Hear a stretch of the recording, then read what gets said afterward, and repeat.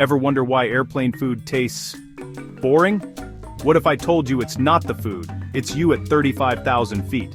Here's the myth: airlines are cheap, so the food is bad. The truth: your taste system goes on vacation in the sky.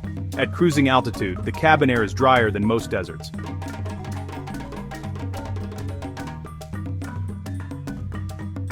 Franciame neri are often under 12% humidity. That dries out your nose and mouth, and smell is like 80% of flavor. The cabin is pressurized to around 6,000 to 8,000 feet. That lower pressure dulls your taste receptors. Sweet can drop by roughly 30%. Salty can drop by roughly 30%. And then there's noise. Jet engines bathe you in a constant 80-85 decibels, about city traffic. Loudness mutes sweet. Loudness mutes salty. Loudness oddly boosts umami. Tomato juice tastes amazing on planes. On the ground, meh. In the air, liquid pizza. Now layer in logistics. Food is cooked on the ground. Blast chilled, trucked, stored, reheated in tiny convection ovens. No sear, no crisp.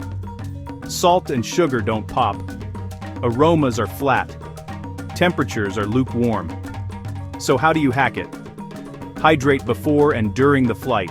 Your nose needs moisture. Pick umami-rich options. Tomato-based sauces, soy and ginger, mushrooms, parmesan, curry. Go bold on seasoning and spice. Add acid, lemon. Add acid, vinegar. Avoid super sweet or delicate dishes. They vanish at altitude. Bottom line: altitude, dryness, pressure, noise. Change the environment or your order and suddenly it's not so bad. Science wins snack time.